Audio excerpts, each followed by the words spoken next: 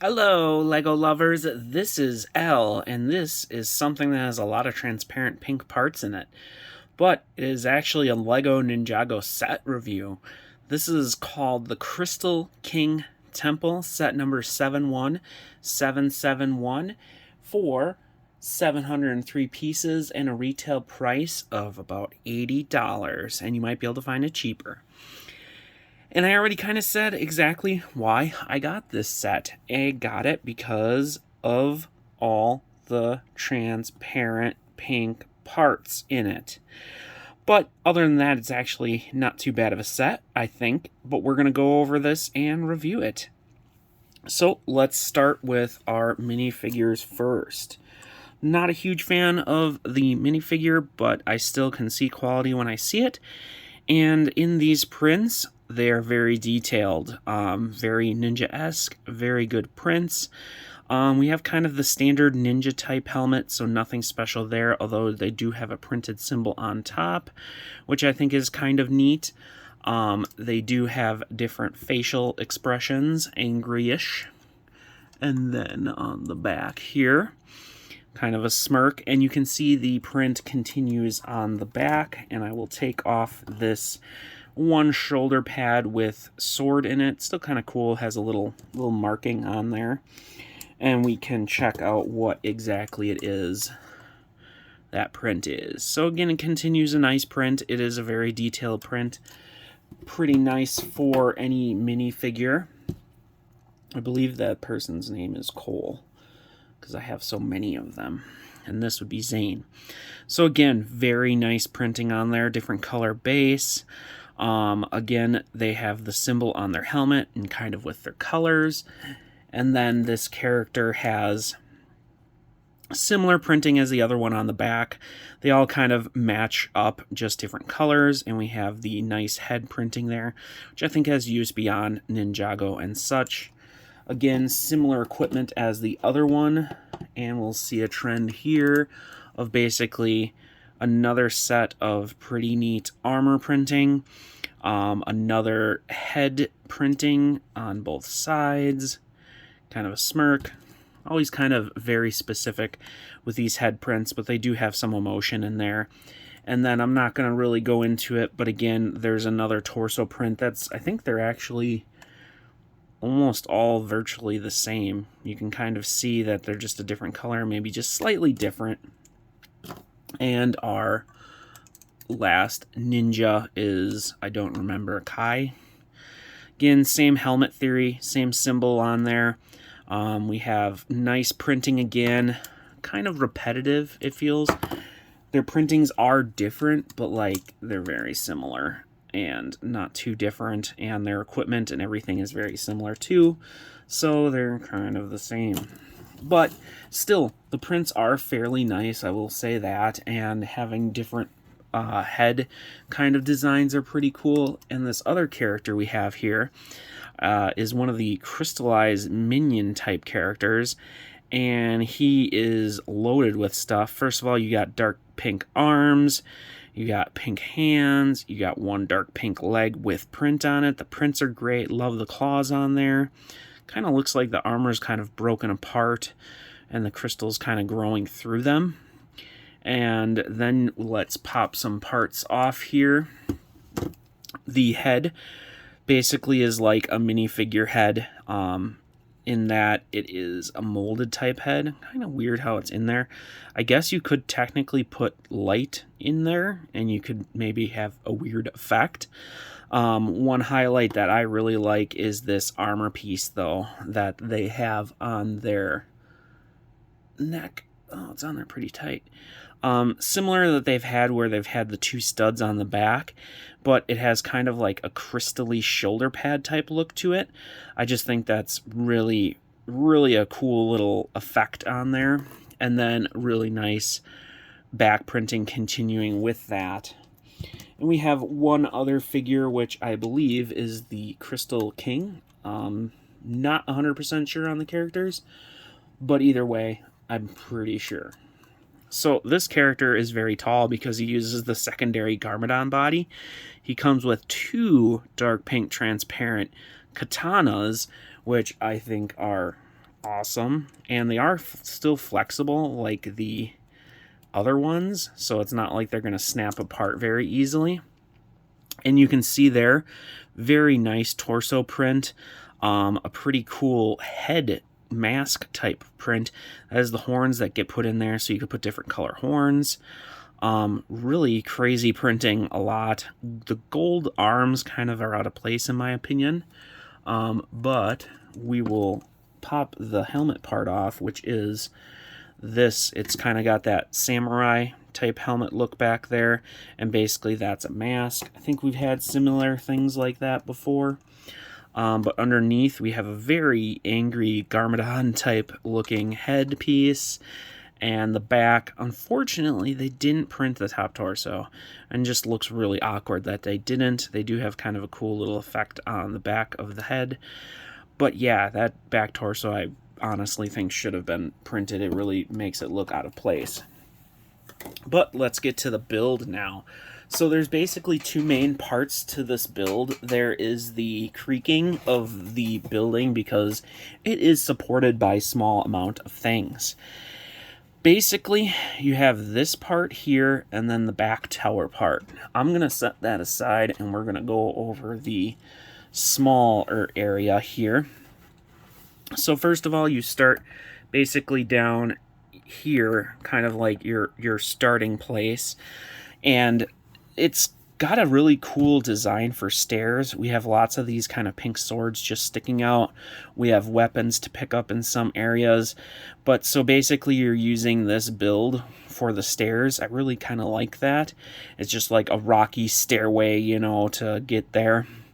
And over here, there's a weapon up here, but the concept here is these are unstable platforms. Maybe they're floating in the air, maybe not.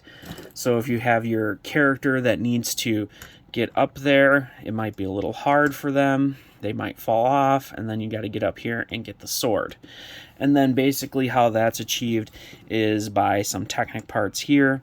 And then we also have this, which you can flick up to block them. So you kind of have a nice play feature. So you can imagine they're trying to jump, and then all of a sudden this blazes up or something and gets them. Prevents them from getting it. Also, you do get the gold weapon pack, which, as you can see, this is one of the gold weapons, which these are really cool. Very detailed. And then over here we have a stairway, and I really actually like how this was built. But basically, so this has a feature here, which you can see over here. And the concept is that you can pull the stair away, and then it kind of like falls apart. Because this part's on a ball joint, so basically you're like, and then that falls apart.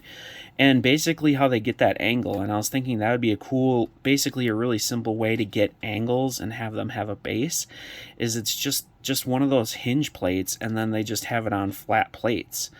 And then this is basically blocking it.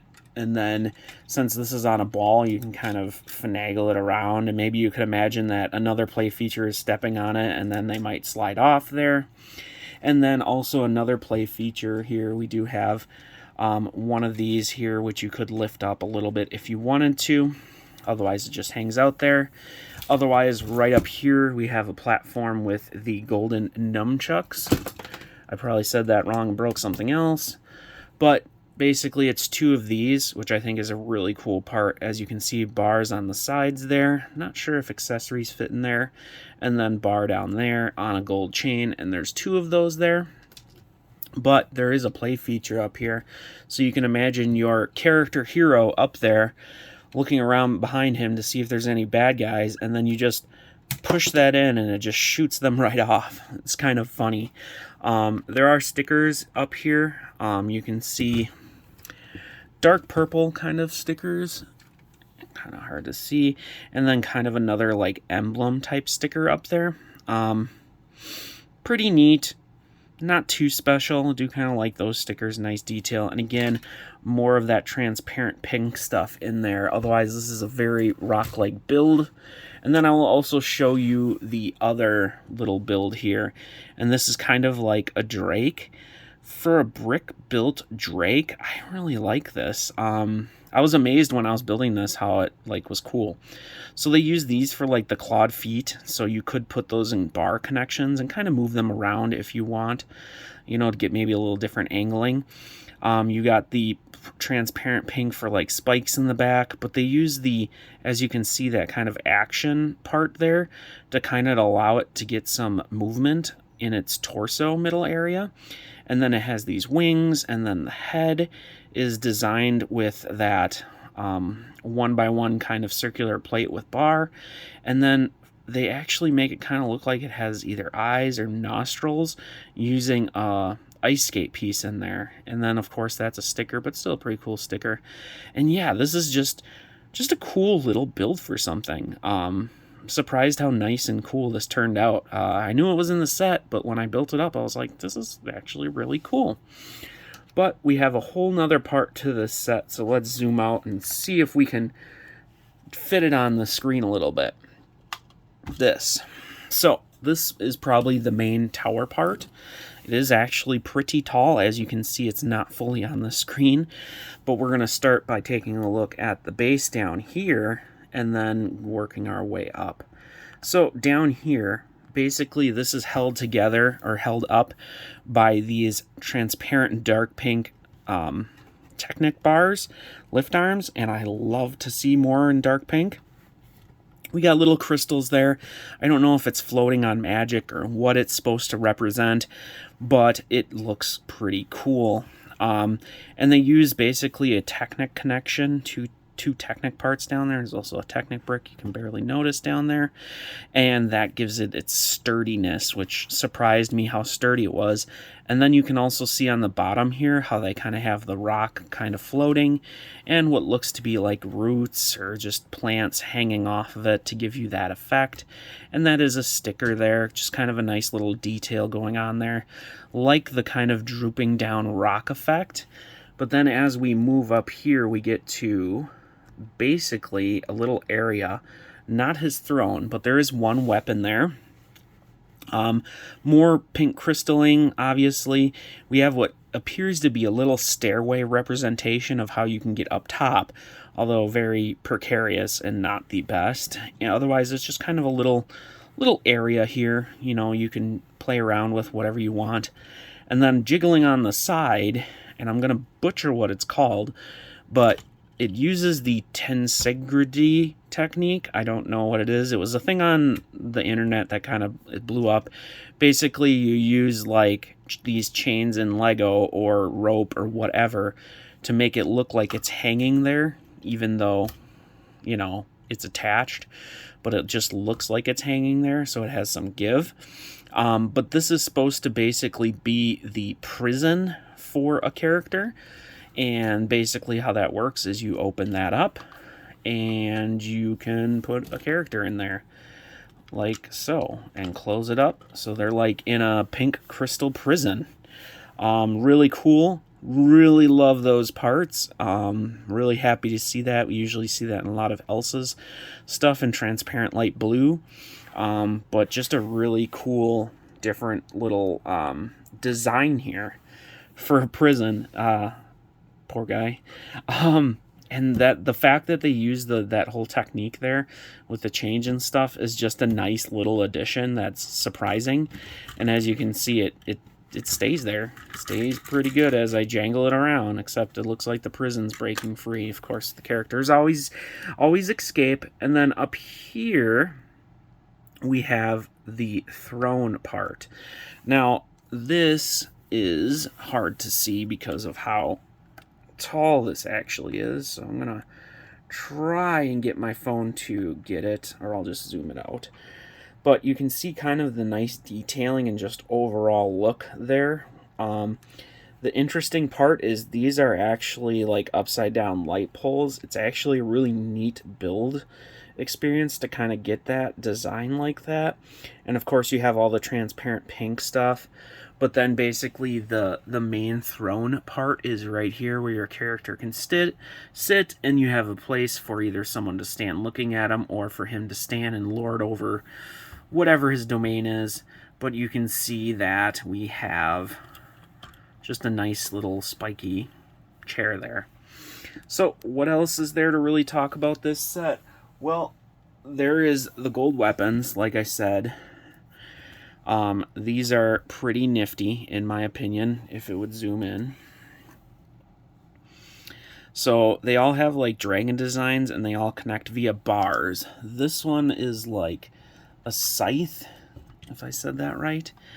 You know, like that. And again, they all connect via bars. There's a couple other ones, but overall these I think are really just nice for just getting different type of gold effects. And you also have the throwing stars. There's other ones that it comes with. I don't know where they are. Hopefully I did not lose them already.